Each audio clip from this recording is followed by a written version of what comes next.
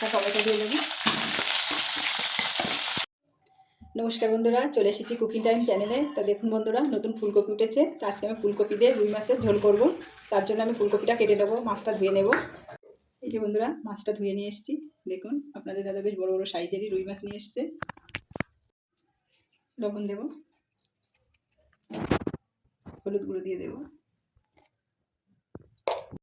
কড়াই বসিয়ে দিয়েছি, কড়াইটা গরম হয়ে গেছে। সর্ষের তেল দিয়ে দেব মাছ ভাজার জন্য। তেল গরম হয়ে গেছে, মাছ দিয়ে দেব। এই যে বন্ধুরা, সব মাছগুলো আমি ভেজে নিয়েছি। আমি মাছের তেলে আর একটু তেল দিয়ে দেব। আলু আর ফুলকপিগুলো একটু লাল লাল করে ভেজে নেব।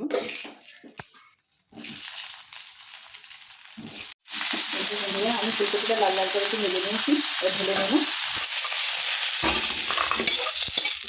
এতে আমি একটু তেল দিয়ে দেবো, জিরে ফোড়ন দিয়ে দেবো।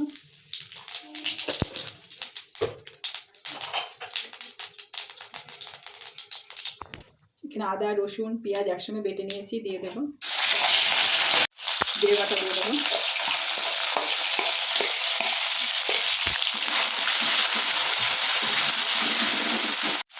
কাঁচা টমেটো দিয়ে দেবো। লবণ দিয়ে দেবো, হলুদ গুঁড়ো, ভালো করে মশলাটা কষিয়ে দেবো। মশলাটা ভালো করে কষানো হয়ে গেছে, এবার ভাজা ফুলকপির আলু দিয়ে দেবো। এই যে বন্ধুরা, আলু আর ফুলকপি ভালো করে কষানো হয়ে গেছে। দেখুন, এবার আমি জল দিয়ে দেবো। যেটা আমি ভেজে নিয়েছি তার জন্য অল্প জল দেবো। একটু ঢাকা দিয়ে রেখে দেবো।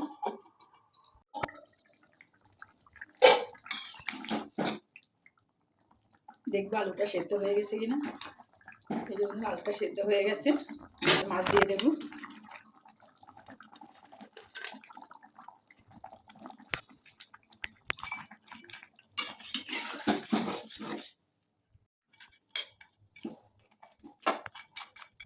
গোটা গরম মশলা বেটেছি, দিয়ে দেবো।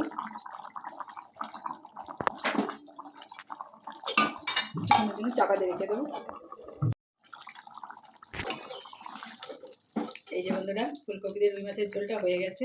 দেখতে কিন্তু বন্ধুরা দারুণ হয়েছে। ধনে পাতা ছড়িয়ে দেবো।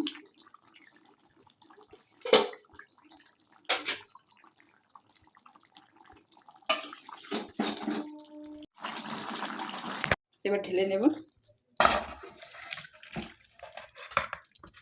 দেখুন বন্ধুরা, ফুলকপি দিয়ে রুই মাছের ঝোল দেখুন অসাধারণ হয়েছে কিন্তু দেখতে। গরম ভাতে খেতে খুবই ভালো লাগবে। তা ফুলকপি রুই মাছের ঝোলের ভিডিওটি যদি ভালো লাগে কমেন্ট করবে, শেয়ার করবে। যদি ভিডিওটি ভালো লাগে তাহলে সাবস্ক্রাইব করবে।